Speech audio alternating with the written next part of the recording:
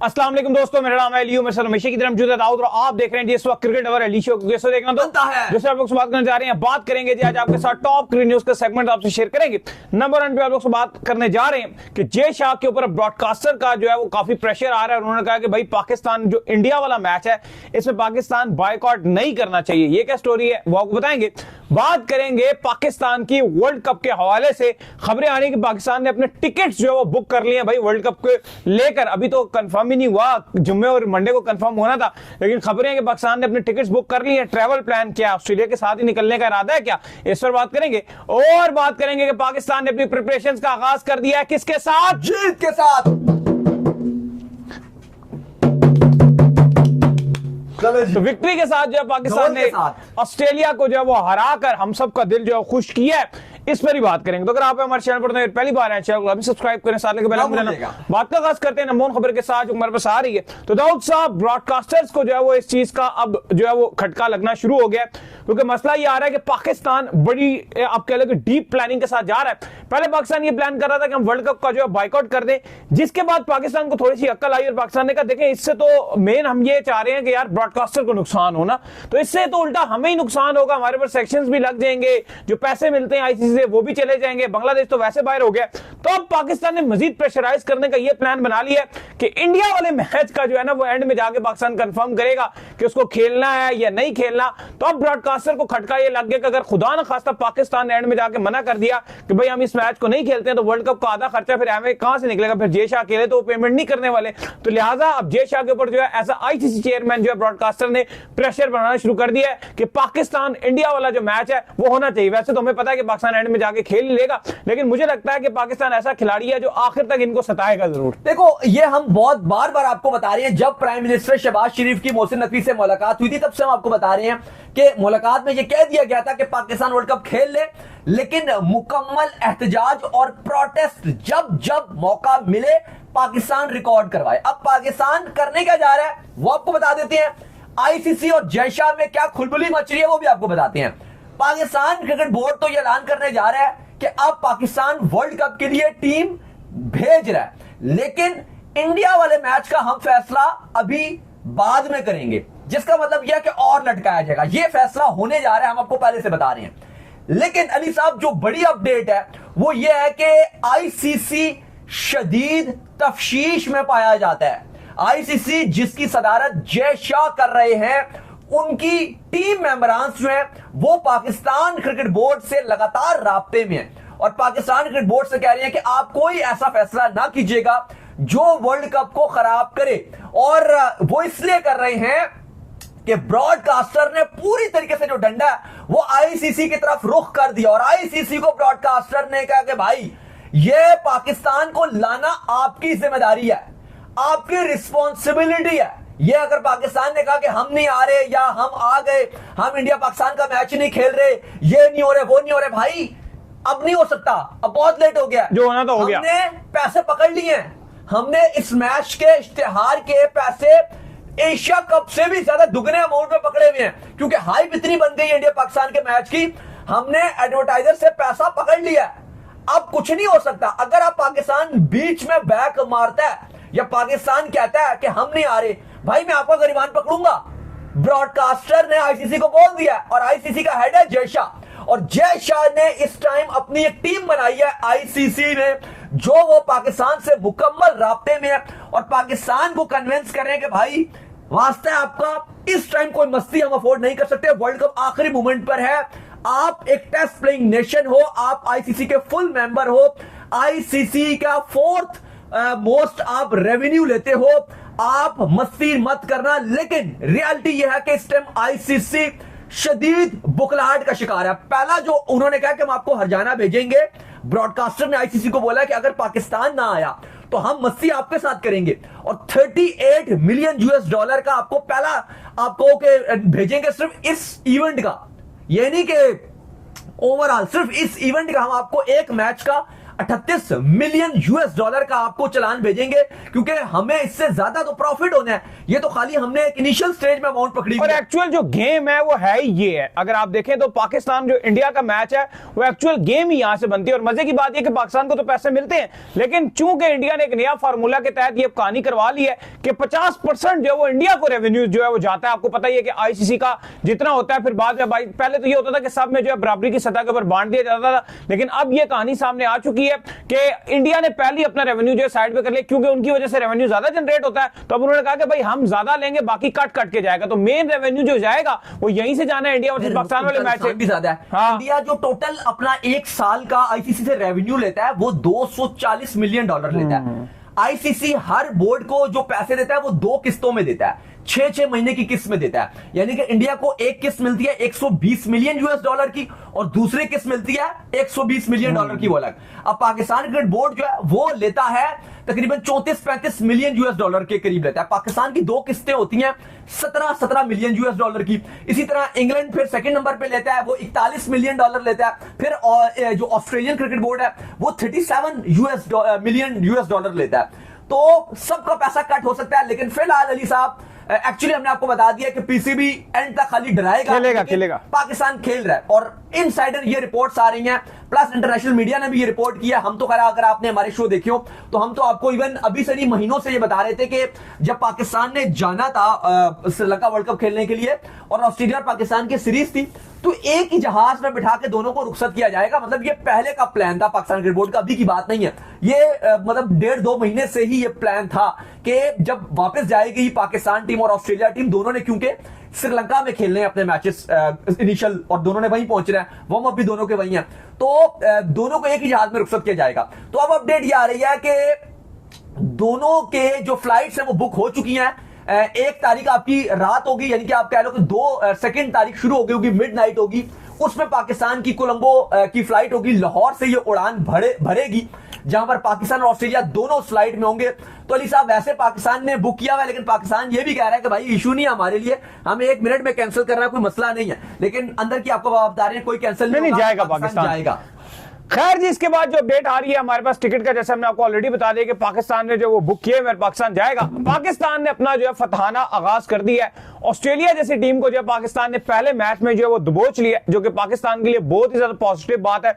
Disappoint इसके उनके main खिलाड़ी उस तरह से अभी नहीं है, इवन मैक्सवेल उनका नहीं है, टिम डेविड उनका नहीं है, स्टोनिस नहीं है उनका, मिचेल मार्श नहीं है उसका, लेकिन हु केयर्स, हमने तो नहीं कहा कि आप जो अपने मेन खिलाड़ी जो है बाहर बिठाइए। फिर भी ऑस्ट्रेलिया जो है काफी ज्यादा एक स्ट्रॉन्ग टीम है, बट इसके बावजूद पाकिस्तान ने ऑस्ट्रेलिया को पकड़ लिया। भजन देखें, पाकिस्तान ने आज यकीनन तौर पे कमाल कर दिया। पाकिस्तान की तकरीबन 7.5 साल के बाद, 7.5 ईयर्स के बाद पाकिस्तान की ये पहली विक्ट्री है T20 में अगेंस्ट ऑस्ट्रेलिया। पाकिस्तान ने इससे पहले 2018 में ऑस्ट्रेलिया को T20 में शिकस्त दी थी। इवन ऑस्ट्रेलिया और पाकिस्तान की सीरीज इन ऑस्ट्रेलिया होती रही है। इवन तो हम ओडीआई भी जीते, लेकिन T20 में हम वहां भी क्लीन स्वीप होकर आ गए थे। T20 में पाकिस्तान ऑस्ट्रेलिया को हरा ही नहीं पा रहा था। इवन रिजवान की कप्तानी में भी हम हार गए, फिर इवन आखिरी मैच में आगा को भी कप्तानी दी, वहां पे भी कुछ नहीं हो सका, और पाकिस्तान T20 में बिल्कुल भी जीत नहीं पा रहा। फाइनली तकरीबन 7 साल के अरसे के बाद पाकिस्तान ने ऑस्ट्रेलिया को लाहौर के कद्दाफी स्टेडियम में 22 रन से ऐसे हराया जिस मैच में पाकिस्तान के बैट्समैन एक टाइम पर मैच को हाथ से गंवा बैठे थे। मिडिल ऑर्डर कोलैप्स हो गया था और 168 पर जब पाकिस्तान बुक हो गया और जिस तरह का स्टार्ट ट्रेविस हेड ने लिया था तो लगा कि अब पाकिस्तान के हाथ से यह मैच निकल गया। लेकिन वहां पे पाकिस्तान का spin trio, specially Saim Ayub, Abrar और फिर रही कई कसर जो थी वो नवाज ने भी निकाल दी। पाकिस्तान ने बड़ी बड़ी बिग फिश थी ऑस्ट्रेलिया की, Travis Head, Cameron Green, Matthew Short, Renshaw, इस तरह के खिलाड़ी थे और पाकिस्तान ने ऑस्ट्रेलिया को न सिर्फ हराकर सीरीज में 1-0 कर दिया, बल्कि अली साहब वर्ल्ड कप की जो घंटी है, खतरे की घंटी, वो भी पाकिस्तान ने बजा दिया और बता दिया कि हम तैयार हैं। क्योंकि इससे पहले अगर पाकिस्तान यहां पर ऑस्ट्रेलिया से खेल रहा है, इंडिया न्यूजीलैंड को होस्ट करके बैठा हुआ है, जहां पर 3 ओडीआई और 5 T20 चल रहे हैं। बड़ी शानदार परफॉर्मेंस दिखाई इंडिया ने अगेंस्ट न्यूजीलैंड, सीरीज 3-0 से कर दी। कल का जो मैच था वो न्यूजीलैंड ने कम बैक किया और अब सीरीज वहां पर 3-1 हो गई है। जाहिर है फैसला कुन बट्टरी भारत के नाम है ये सीरीज, लेकिन इंडिया में बहुत चल रहा था कि इस टाइम इंडिया फुल प्रिपेयर्ड है वर्ल्ड कप के लिए। पाकिस्तान कहां खड़ा है, बे तू कहां पर है, वो जो एक मीम चल रही होती है वो चल रहा था।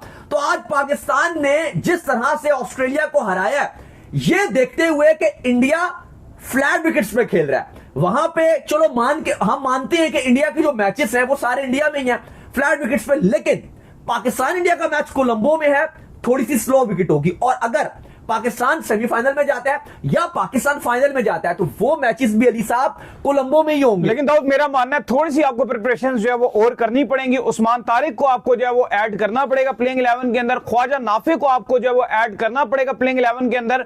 स्टिल आप इतने एक जीत लिए, लेकिन बॉलिंग की वजह से आप आज का मैच भी जीते हो। आप बैटिंग के जो एरर्स हैं उनको आप इग्नोर नहीं कर सकते। अभी तक आपका हार्ड हिटर आपके पास मौजूद नहीं है। 10 ओवर तक आपका मैच बिल्कुल ठीक था, लेकिन 10 से लेकर अगला जो 10 है उसमें मैच एकदम से इतना बुरा खराब हो गया कि आप में से किसी एक से भी जो वहां पर हिट लगी नहीं। अगर आप जो है वो एक हार्ड हिटर नहीं रख के चल रहे, फिर आप बीच में जो है वो कुछ अच्छे बैट्समैन डालिए। उस्मान खान का हमें कोई पता नहीं वो कैसा खेलेंगे, बाबर और ये दोनों आपने मिलकर जरूर डाले हुए, लेकिन बाबर की भी उस तरह से यहां पर भी समझ नहीं आ रही। शायद श्रीलंका जाके थोड़ी समझ आना शुरू हो जाए, बट मुझे लगता है कि स्टिल ख्वाजा नाफे को आपको जो है वो इंक्लूड इस लाइन में करना पड़ेगा। उस्मान तारिक को आपको लाना पड़ेगा, फिर आप इंडिया को पकड़ सकते हैं, क्योंकि इंडिया फंसेगा तो स्पिन के अगेंस्ट फंसेगा। पेस के अगेंस्ट अगर आप कह लो कि हम इंडिया को फंसा लेंगे, आप नहीं फंसा सकते, जो मर्जी कर ले। आपको एक और बात भी, एक अच्छी जो बात है अली साहब, शाइम अयूब को चूंकि आज मैच के बाद मैन ऑफ द मैच का अवार्ड दिया गया, well deserve man of the match करते थे। 22 गेंदों पे 40 रन उन्होंने विद द बैट बनाए। बॉलिंग में उन्होंने बेहतरीन बड़ी मछलियां जो थी, स्पेशली ट्रेविस हेड जैसी मैट शॉट को बोल्ड किया और ऑस्ट्रेलिया के ऊपर से प्रेशर बनाया। उनके रन इतने बोर्ड पे थे नहीं, अगर ऑस्ट्रेलिया पावर प्ले को फुली यूटिलाइज कर जाता और विकेट्स उनके वहां पे ना गिरते सॉरी, फिर पाकिस्तान का पकड़ना ऑस्ट्रेलिया को बड़ा मुश्किल हो जाता। तो कहीं ना कहीं पाकिस्तान की तरफ से शाइम अयूब का बॉलिंग करना और क्रूशियल मोमेंट में विकेट्स लेना, एशिया कप के भी पाकिस्तान के सबसे बेहतरीन जो बॉलर थे वो शाइम अयूब थे। इवन हम यही एंड में भी रोते रहे थे कि पाकिस्तान को एशिया कप के फाइनल में सलमान अली आगा को शाइम अयूब से एक ओवर और डलवाना चाहिए था। उनका ठीक ठाक बॉलिंग की थी, एक ओवर उनका रह गया था, वो डलवा देते एज कंपैरिजन के हारिस रऊफ को दोबारा ले आए। लेकिन चलो अब जो हो गया वो हो गया, लेकिन अब जो आगे होना है उसके ऊपर बात करना ज्यादा इंपॉर्टेंट है। तो फाइनली आज प्रॉपर तरीके से शाइम अयूब को बॉलिंग भी करवाई। इवन दो जो पाकिस्तान श्रीलंका की सीरीज थी जिसमें सिर्फ 2 ही मैच हो सके थे, पहला एक मैच तो बारिश के नजर हो गया था, वहां पर भी शाइम अयूब को बॉलिंग नहीं करवाई थी। लेकिन अली साहब जब मूवमेंट आ गया और आप क्रूशियल टाइम था तो वहां पे आगा की कप्तानी भी बड़ी भरपूर नजर आई, शाइम अयूब को बॉलिंग भी करवाई। बस अगर इसमें उस्मान तारिक का इंक्लूजन एक और हो जाए तो फिर यह टीम एक्चुअली में अगर आप देखोगे तो स्पेशली बॉलिंग की मैं बात करूं परफेक्ट नजर आएगी।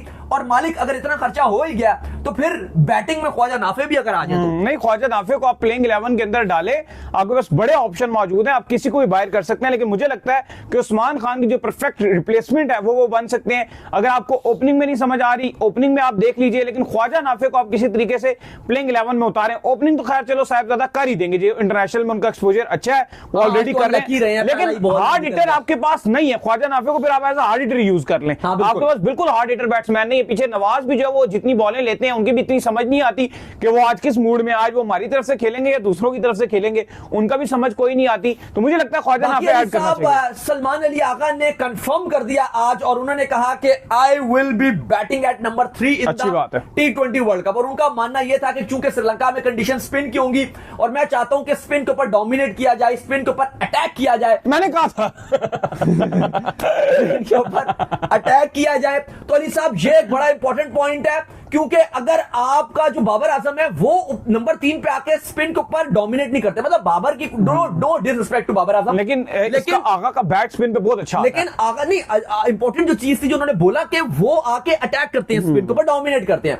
बाबर का यह है कि वो एंकरिंग चला सकते हैं। जैसे मैं समझता हूं कि बाबर का वो रोल होगा जो हुसैन तलत का एशिया कप में था कि अगर तो विकेट्स जल्दी गिर गए तो आपका रोल है, लेकिन अगर अच्छा स्टार्ट हो गया है ना तो फिर बेशक आपका रोल नहीं है। यार एक और काम भी आपको करना चाहिए ना, अगर आपका एक अच्छा स्टार्ट हो गया, जैसे आज भी आपका एक अच्छा स्टार्ट हो गया था, मुझे लगता है वहां बाबर को नहीं भेजना चाहिए था। वहां आप नवाज को भेज दें, किसी ऐसे बैट्समैन को भेज दें कि जो चंद बॉलें खेल के अच्छी हिटें मार ले, फिर आप थोड़ा बाबर को, आई थिंक नवाज थोड़ा सा बाबर को पीछे लेके जाते हैं। अगर पहले पावर प्ले के अंदर आपके 2 आउट हो जाते हैं फिर आप बाबर को भेज दें। हाँ, और मुझे लगता है कि मैं शदाब के वाले से भी बात करूंगा कि शदाब की अगर हम थ्रू आउट अगर पूरे चांस ही नहीं मिला उसको। नहीं मैं बात कर रहा हूं शदाब की। शदाब कब अच्छा करते हैं, अगर आप शदाब को प्रमोट करते हो 4-5 पे। शादाब, अगर आप, मैं ये नहीं समझ सकता कि अगर आप समझते हो कि शादाब नंबर 7 और 8 पे आके नहीं, वो कुछ भी नहीं करेगा, आपको हिटिंग करके देगा, नहीं। शादाब को टाइम चाहिए होता है जब वो 8, 10, 12 बॉलें खेलते हैं। मसला ये है कि हमारे सारों को ही टाइम चाहिए ना, बाबर को भी टाइम चाहिए, नवाज को भी टाइम चाहिए, शादाब को भी टाइम चाहिए। T20 में टाइम ही नहीं होता। हाँ, लेकिन फखर जमान की जो आप बात कर रहे हो, देखो फखर जमान तो नंबर 5 पे उतना यूटिलिटी बिल्कुल भी दे नहीं पा रहे। और आज भी अगर आप देखो जो फखर और बाबर का टाइम था वो आपके लिए क्रूशल था। एशिया कप में फखर कब चला? जब आपने उसको ओपनर सही प्रॉपर खिलाया तब चला, वो ऐसे तो वो चल ही नहीं रहा। मैं समझता हूं कि इवन अगर आप इस नंबर पे जो आपका नंबर 5 है बाबर के बाद अगर आपका अच्छा स्टार्ट हो जाता तो इवन आप 4 पे भी शादाब को प्रमोट कर सकते हो। इससे आपकी बैटिंग में डेप्थ भी आ जाएगी और फिर जाहिर है बाबर का रोल ही नहीं रहेगा। अगर आपने 8, 9, 10 ओवर खेल लिए, हाँ अगर छोटा टारगेट है, लाइक अगर 130, 140 का टारगेट है, पिच मुश्किल है, आपको चाहिए एक प्लेयर जो गेम को चला सके, फिर बाबर का भरपूर रोल है। और आई थिंक श्रीलंका में आपको वो रोल मिलेगा क्योंकि 130, 140 वाला रन होगा, इसलिए बाबर आजम को डाला हुआ है। और वहां पे बाबर के पास एक मौका भी होगा कि भाई आप स्ट्राइक रोटेट करें, सिंगलें निकालें, डबल निकालें, गेम को चलाते रहे, मौका मिले तो चौका भी मार दें। बट आई थिंक शादाब को भी आपको थोड़ा सा ऊपर करना पड़ेगा, तब भी वो यूटिलाइज अपने आप को कर सकते हैं। अदरवाइज वो बैटिंग में, हार्ड हिटिंग में एकदम से वो नहीं कर सकते। बाकी नवाज ने थोड़ा सा आज मायूस जरूर किया, लेकिन खैर जो भी हो गया, बैटिंग में, बॉलिंग में पाकिस्तान ने भरपूर किया, स्पेशली स्पिन बॉलिंग में। इवन दो पाकिस्तान की फास्ट बॉलिंग में ना शाहीन ने कुछ खास किया ना सलमान मिर्जा ने किया, लेकिन जो साइम इब्रार ने अली साहब जो बॉलिंग किया ना, यकीन मानिए मैं सोच के उस टाइम ये माइंड में आ रहा था कि अगर यहां पे उस्मान तारिक भी साथ इब्रार के साथ आ जाए और 2 ये ड्रॉ अगर आपके पास आ गए। देखो श्रीलंका में अगर आप वर्ल्ड कप खेल रहे हो ना, आपको कंडीशन को यूटिलाइज करना है। अगर आपको ये एडवांटेज एक मिल रहा है, आपको फायदा उठाना है। लाइक इंडिया को अगर चैंपियंस ट्रॉफी 2025 में यूएई में, दुबई में सारे मैचेस खेलने का मौका मिला, उन्होंने कंडीशंस हैक की प्लेइंग 11 के थ्रू। 3-3, 4-4 स्पिनर डाल रहे हैं, वरुण भी, कुलदीप भी, अक्षर भी, जडेजा भी। ये होता है कंडीशन का इस्तेमाल करना। हमें भी अगर वर्ल्ड कप में जीतना है, ये नहीं कि बस हमें होटल का एडवांटेज मिल गया, रात को सो गए और सुबह वहीं खेल लिया, ये कोई एडवांटेज नहीं है। एडवांटेज मेन ये है कि आप उस कंडीशन के हिसाब से, पिचेस के हिसाब से अपनी 11 खिलाओ। आपके पास एक बोनस है कि यार 2 स्पिनर प्रॉपर, उस्मान तारिक और आपके इब्रार, नवाज और साइम का तड़का। फिर आप देखो चलो शादाब चल गए, नहीं चले वो चलो बोनस में है, लेकिन फिर आप देखो कि आपका जो स्पिन बॉलिंग अटैक होगा वो किस तरह से बड़ी टीम को किस तरह से श्रीलंका में बैटिंग में आप नहीं कर सकते। बैटिंग आपकी जितनी कैपेबिलिटीज हैं वो दिख रही हैं, मतलब बैटिंग में दिया कि चलो पिचेस भी उस तरह की नहीं होंगी। हाँ, ये अच्छा है कि आप इंडिया में नहीं खेल रहे। इंडिया में अगर आप खेल रहे होते तो आपके लिए बहुत ज्यादा तबाही मच जाती, कोई उम्मीद नहीं थी। फिर तो आप समझो कि ना ही था इंडिया में खेलना, क्योंकि इंडिया में तो आपकी जो बॉलिंग है वो भी पिटती, बैटिंग भी पिटती, क्योंकि इंडिया में क्वालिटी जो स्पिनर है इंडिया के पास, कुलदीप भी इतना बुरा पिटता है, चक्रवर्ती भी इतना बुरा पिटता है, जो भी जिसको भी आप लगा लें, न्यूजीलैंड का स्पिनर है वो इतना बुरा पिट रहा होता है। जो अच्छी चीज थी वो ये थी कि बाबर आजम के पॉइंट ऑफ व्यू से कि बैटिंग में तो खास उन्होंने नहीं किया, लेकिन आज उन्होंने फील्डिंग बहुत अच्छी की। 3 कैच पकड़े, कॉन्फिडेंस आएगा। बहुत क्रूशियल कैचेस थे और बड़े कैचेस थे। स्पेशली कैमरन ग्रीन का जो कैच था वो एक ऐसा कैच था जो एक वाकई बाउंड्री पे हर किसी का दम की बात नहीं थी कि वो कैच करना। फिर जो ट्रेविस हेड का पहला कैच था वो बड़ा इंपॉर्टेंट था, क्योंकि वो ठीक है उतना मुश्किल नहीं था, लेकिन लाइट्स में, फुल हवा में, और जो लाहौर की अगर आप कदाफी स्टेडियम की जो एलईडी लाइट्स है ना, इसका सबसे बड़ा इशू ये है कि यहाँ पे रात के टाइम फील्डिंग करना मुश्किल है। बॉल उस तरह से कंप्लेन किए लोगों ने कि बहुत सही दिखता नहीं है प्लेयर्स, क्योंकि नाइट व्यू जब होता है तो फिर थोड़ा सा ब्लरी हो जाता है। इवन हमने देखा कि प्लेयर को नजर ही नहीं आई, चेस्ट पे बॉलिंग खा रहे थे, तो ये एक इशू है। लेकिन वहां पे बाबर आजम ने जिस तरह से फील्डिंग की और कैचेस पकड़े, तो ये एक बाकी टीम को भी मोरल जो हाई कर। नहीं बिल्कुल जी, पाकिस्तान जिंदाबाद, जिस तरह पाकिस्तान जीता। तो चले, उम्मीद करते हैं आज हमारे शो आपको पसंद है। वीडियो को लाइक कीजिए, हमारे चैनल को सब्सक्राइब कीजिए, साथ लगे बेल आइकन को बजाइए। एक और काम कर लीजिए, वही कर लीजिए, इंस्टाग्राम को आप जाइए, फॉलो कीजिए, इंस्टाग्राम पे मुझे फॉलो कर लीजिए, वहां पे मैं मौजूद हूं, दाऊद क्रिकेट करें। अगर आपको कोई सवाल हो तो भेजिएगा, इनको भी फॉलो, मुझे फॉलो कीजिए, हम ऑफिशियल के नाम से लिंक डिस्क्रिप्शन में। आप सुनते हैं नेक्स्ट वीडियो, तब तक के लिए ख्याल रखिए।